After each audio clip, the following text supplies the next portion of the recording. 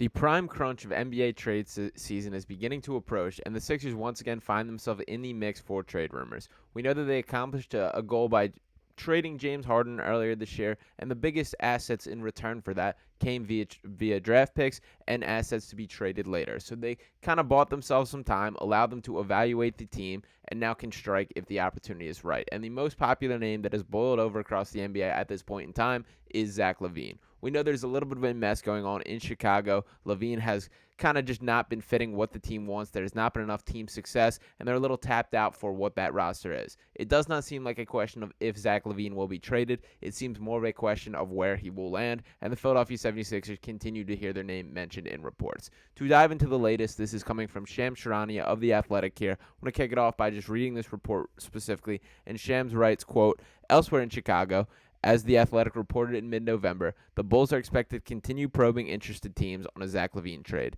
The Bulls have won 4 consecutive games for the first time since February 2022 and are now 9-14. All of the wins have come without Zach LaVine, who will miss 3 to 4 more weeks to treat right foot inflammation, and interested teams are keeping an eye on LaVine's health situation and his return to play. The Los Angeles Lakers and Philadelphia 76ers are expected suitors for LaVine, but both are operating from positions of patience and due diligence. And now, as the Bulls have found their stride over the past week and are just one game out of the play-in tournament spot, teams will continue to monitor their approach with LaVine and DeMar DeRozan, who will be an unrestricted free agent this offseason. The Athletic's Sam Amick recently reported that DeRozan's preferred trade destinations are the New York Knicks and the Miami Heat if he does end up being dealt. The bottom line there, what that all means, is that the Bulls are open for business, that they are looking to trade pieces, they are looking to get these contracts off the books.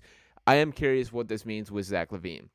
Now, when you speak on pure, I guess there's a different conversation to be had on who is the best player versus who is the most valuable in this conversation. I've seen a number of reports talking about how Alex Caruso could potentially be the guy that fetches the highest return in a trade out of anybody within the Bulls roster, and that is quite shocking based on the talent surrounding him. That no disrespect to Alex Caruso, and I understand it in the context of his contract, which I'm going to touch on in a second, but Zach LaVine is a straight-up good basketball player in a way that I think is being a little bit undervalued at this point in time. Now, just because he's a good basketball player and is an upgrade from what a lot of what these Sixers have does not mean that he is the missing piece for this team. And a couple points that I want to bring up here. For starters, we'll touch on the Bulls being 4-2 without LaVine this season. Obviously, such a small sample size doesn't mean a ton, but that combined with the fact that he's very clearly the guy they're the most eager to move on from is a little bit concerning on my end. That when you see a player with the level of talent of a Zach LaVine, and you see it not equating to winning, and you see the team eager to move on from the guy, it does raise some concerns in my mind.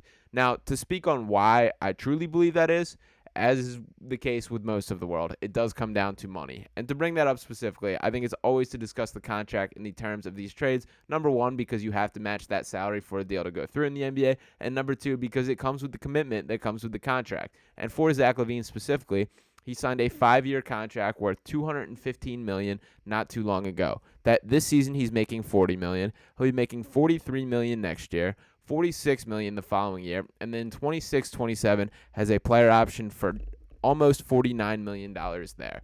Now, at that value, at that contract, you are committing that Zach LaVine is the missing piece.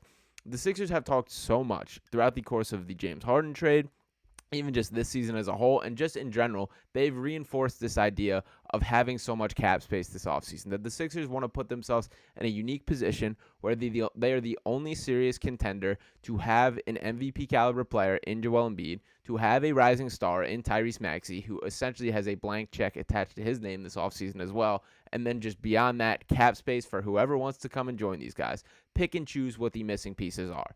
If they make a trade for Zach LaVine, that is fully abandoning that plan. And I also think it's a bit of a panic button move at this point. That for now, the vibes are good within the Sixers. Sitting at 15-7, they just demolished the Wizards. I do think that there is a serious conversation to be had of, is this team good enough to win a championship? And that is still to be determined. That at this point in time, I've been very pleased with the way that they've looked on the court. We're seeing the growth from Tyrese Maxey. We've seen Joel Embiid return from an MVP season and get even better in just about every statistical category. We've seen the role players stepping up, guys like Patrick Beverley, guys like even a Marcus Morris filling his role. Nicholas Batum's been awesome. There's a ton of pieces to like around this team, but I'm not convinced that they are ready to compete for a title. And that is the conversation that needs to be had. There's constantly this risk-reward battle that goes in the NBA of how much is worth sacrificing assets now in order to contend right now versus keeping your options available moving forward. That if they put all their chips in the middle and trade for Zach LaVine, and then all of a sudden OG Anunoby's available at a cheaper price, you kind of shoot yourself in the foot for that. So to pull the trigger and make a deal, you have to be sure that Zach LaVine is the guy. Now, what changes my mind slightly in the context of this conversation is it does feel like there's a chance that Zach LaVine could be had for a bargain. That there does seem to be a chance that this may not be the have to be the all-in move, the one thing these Sixers can do. That if there's a world where maybe it's a gently used Tobias Harris, some draft picks, and something else that gets the deal done, and I could see the Bulls talking themselves into it. That being because the light is finally at the end of the tunnel in terms of this Tobias Harris contract. This was one that has weighed on the books for quite some time. Tobias Harris is the highest paid player in NBA history to never make an All-Star game. Not an accolade that I would want to have attached to myself.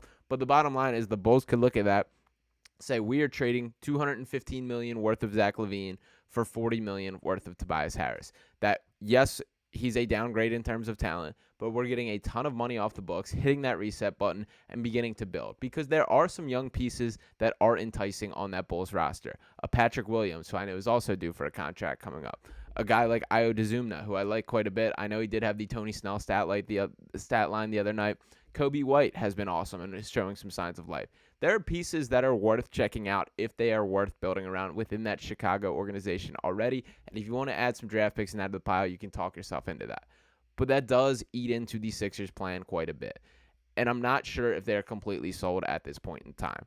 To talk about what LaVine brings to the table specifically, I did want to dive into his stats here. On the season, averaging 21.0 points per game, 4.9 rebounds, 3.4 assists. On the season, shooting 44.3% from the field, 33.6% from three on 7.1 attempts per game. All those numbers a little bit down from the Zach LaVine that we've kind of come to know. If you want to look at last season's numbers as, I guess, a larger sample size, something I think we can take a little more seriously. Last year, he averaged 24.8 points per game, 4.2 assists, 4.5 rebounds, shot 48.5% from the floor, and 37.5% from beyond the three-point arc on 7.1 attempts per game in that one as well. I like Zach LaVine. I think that there's quite the conversation being had about Zach LaVine, that the people that dislike him take it far too far. That I think the good areas of his game and what I think would be useful on the Sixers is, number one, he's a guy that is an excellent off-ball mover. He's not a guy that has to have the ball in his hands, which to me is incredibly important in the context of Joel Embiid and Tyrese Maxey are already on this roster and already key parts and should be moving forward regardless of who is brought in. The fact that LaVine is comfortable in an off-ball setting is very appealing to me. He's also a guy that is a very good cutter. He has good instincts. He finds spots on the floor without having the ball in his hands in a way that I do believe is very efficient and I do believe would translate to the Sixers offense. Now, the biggest critique, the elephant in the room when it comes to Zach LaVine is on the defensive side of the ball. Now, I'll say I have seen moments where he's competed. He's a high-level athlete, LaVine, and for the most part, my feel on defense in the NBA, if you're a high-level athlete and have decent size, there's zero reason for you to be a bad defender. That if you commit and you try that hard on that side of the floor with size and with athleticism, you just should be able to at least hang on the defensive end. I don't ever think Zach LaVine's going to get to the point where he is just a defensive stalwart or a guy that we can throw on opposing teams' best players. And that isn't concerned when you think about the context of having him and Tyrese Maxey in the backcourt. Maxey's in a similar boat where I give Tyrese Maxey a ton of credit because he's progressed a ton on the defensive side of the floor from when he first came in the NBA. But there simply are matchups where he's going to be too small, where he's not going to be able to take guys. Think about in these matchups with a team like the Boston Celtics, who their quote-unquote small guards are guys like Jrue Holiday and Derek White, who each have a couple inches on Tyrese Maxey and each use it very well in their games. So that is a problem that is going to be had. And that is why I lean mostly towards letting things play out, seeing who else becomes available, and not panicking to make a trade right now. That the Sixers are in a great spot as a franchise. We're allowed to see how much Tyrese Maxey can still grow. Is this legit? Is this hot start to the season who he really is? Is there going to be a little bit of settle down, which is totally justifiable and fine as well, because the leaps and bounds that he's taken has exceeded all expectations that could have been put in front of us. And to the same way, is there going to be a little bit of a improved performance from a guy like Tobias Harris, who has slipped off the start of the season, played some really bad basketball, and has been really frustrating to watch on the floor? D'Anthony Melton, it's been a little bit of an up and down year, started really slow, got hot for a little bit, coming back down to earth a little bit. What is the median version of DeAnthony Melton? What is he going to look like over an 82-game sample size and into the playoffs?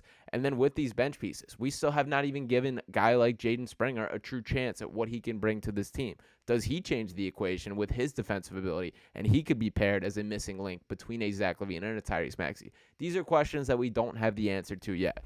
And for now, I'm quite enjoying the period of time evaluating the Sixers team. That it's a good thing to not know what this team truly can be. Nick Nurse has spoken about a lot of the defensive sets they have not even put into the team yet. They're still growing. They're still learning together. They're still getting better. Adding Zach LaVine to that mix drastically changes the picture. And in some ways, I understand the argument of wanting to get it done quicker so you can start that process there. But on the other hand, if you trade for Zach LaVine now and a better or more useful or better fitting player becomes available later, it ends up a huge mistake for the Sixers team. So while I think we're going to continue to hear the rumors swirl, unless it is an absolute bargain price, I don't see Daryl Morey being the guy that is knocking down the doors of Chicago and bringing in Zach LaVine to the franchise. For now, we sit and wait. We see what happens. But I think that's going to be the Sixers' exact strategy, is they are going to be one of the guys that sit back, wait. And I do think Daryl Morey is committed to this cap space plan leading into the offseason. That is a little frustrating me from the standpoint of when you have a player the caliber of Joel Embiid, when you don't know the finite number of years that he's going to have playing at this level, I think you owe it to him to do whatever it takes to contend for a championship year in and year out. But I think you can find a middle ground here. Maybe it's not the ultimate Zach LaVine trade, but maybe it's closer to a middle-tier player or connective player and then keeping that cap space plan open the offseason. A guy like OG Anunoby, I bring up once again, I think checks that box a little more. But for now, we will sit and wait. I think there's going to be plenty more Zach LaVine rumors to come out, plenty more quotes about his vibes within the organization feeling, and it does feel like we're in that news cycle of get Zach LaVine out of Chicago. We have lived through this with the Ben Simmons in Philadelphia. We've seen it with Anthony Davis in New Orleans, a number of other players trying to force themselves out. It feels like that's the cycle that we're in. At the end of the day, the players generally seem to win this battle, so I do expect Zach LaVine to get traded. I don't know if it's going to be to Philadelphia. Let me know what you guys think in the comments, how open you are to Zach LaVine coming to the Sixers, if he could be that missing piece next to Maxey and Joel Embiid. I know I've mentioned plenty of times, but there are a ton of connections there. Zach LaVine being a guy that trains with Drew Hanlon, as does Joel Embiid and Maxey. Zach LaVine also being a New Balance athlete, has filmed commercials with Tyrese Maxey. There are the connections, there are the relations, and the Sixers have been listed as a preference of him, but I just don't know if that feeling is mutual. Once again, let me know what you think. Don't forget to hit that subscribe button, drop a like on the video, and I'll talk with you next time right here on Sixers Digest. Peace.